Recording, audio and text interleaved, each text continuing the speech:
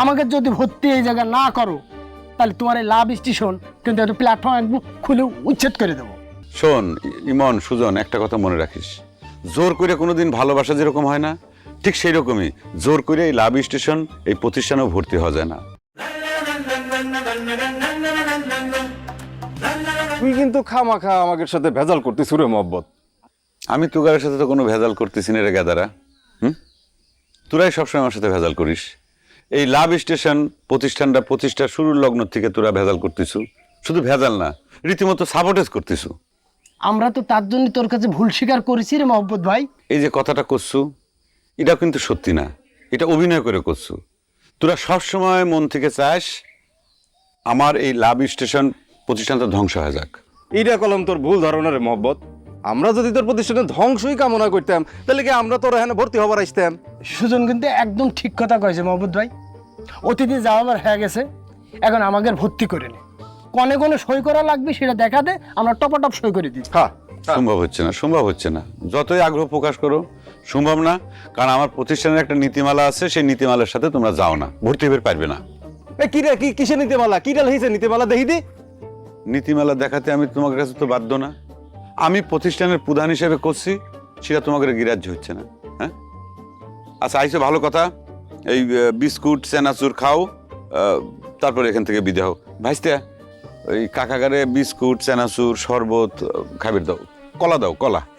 ভাই তার কথাটা শুনলো আর পট করে এসে তো কলা খাতে আসে এই জায়গা। শোনো, তোমাকে একটা কথা করছি, আমাকে যদি ভর্তি এই জায়গা না করো তাহলে তোমার এই লাভ স্টেশন কিন্তু একটা প্ল্যাটফর্ম একদম খুলে উচ্ছেদ করে দেবো। দেখিস আসল সত্যটা কিন্তু বাইরে হয়ে গেল।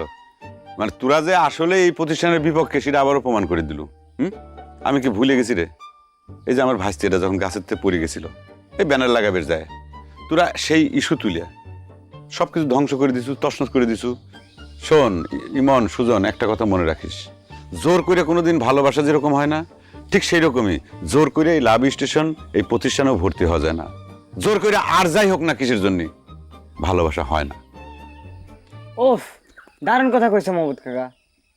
ভাইস্তে তুমি গেদা বাচ্চা, অপ্রাপ্ত বয়স্ক, এই বড় করে এইসব প্রেম প্রীতি ভালোবাসার কথার ভিতর তুমি হঠাৎ করে আঙুল ঢুকাইলে কিসের জন্য? চুপ করে থাকো, বিস্কুট খাও, ঠিক আছে? আচ্ছা ঠিক আছে, আমরা কোনো রকম কোনো জোরাজুরি করলাম না, কিন্তু একটা কথা ঠান্ডা মাথায় আমাকে বুঝাই কদি মহব্বত। যখন কোনো মেয়ে মানুষ তোর এই লাভ স্টেশনে ভর্তি হওয়ার আইসে, তুই তো টপাটপ করে ভর্তি নিচ্ছু। এই যে বোর্ড, এই যে মাধবীলতা, নূপুর, জুলেখা, সালমা, কই একটা তো সাহলের নাম নেই, তখন তোর নীতিমালার কোনো সমস্যা হচ্ছে না। তোমার এই কথার জবাব দিতে আমি বাধ্য না। এই যে আমার ভাইস্তিটা এই ব্যানার টানের সময় গাছের থেকে চালের পর পড়ছে, চালের থেকে মাটিতে পড়ছে। হ্যাঁ, ওই হাত মুচকে গেছে, সত্যি আমি ক্ষমা চাইছি। সেই ইস্যুটা তুলে তোমরা তখন কি করেছাও? এই প্রতিষ্ঠানটা তোমরা তছনছ করেছো, ভাঙচুর করেছাও, কেরোসিন তেল, ম্যাচ এগুলো খোঁজ করেছাও, যে ঘোষণা দিছাও যে এগুলো জ্বালা পুড়িয়ে সারকার করে দিবে। তখন কি তোমাদের মনে ছিল না যে তোমরা এই লাভ স্টেশন প্রতিষ্ঠানে ভর্তি হয়ে চাও? এখন যখন দেখেছাও মাধবীলতা, নূপুর, জুলেখা, সালমা এরা এসে ভর্তি হয়েছে, সুরসুর করে তাগরে অনুসরণ করে, মানে একটা ধান্দা নিয়ে আইসে তোমরা এখানে ভর্তি হওয়ার জন্য চেষ্টা করতেছ, নানা ধরনের আস্ফালন করতেছাও। তোমাদের আসল উদ্দেশ্যকে আমি বুঝিনি মনে করিছাও। ভাই, শরবত আছে, মিষ্টি আছে, বিস্কুট আছে, চানাচুর আছে, কলা আছে, যেটা খাও খালি খাও, নাহলে এখান থেকে ভাগো। ইস্যু একটা পাইছো, ওই একই শুনেই পড়ে আসো। আমাকে প্রত্যাখ্যান করতেছো তো, ঠিক আছে। তোর এই স্টেশন কেমন বন্ধ করতে হয় সেটা দেখাবো, সময় হোক, দাঁড়া। চল চল। উগ্র চাল বল রে ভাইস্তে, উগ্র উগ্র উগ্র।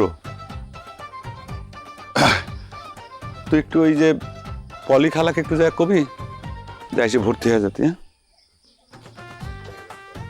পলি ও খালি সাইনটা করবি আসে। হ্যাঁ, আমি লিস্ট করে ফেলাইছি।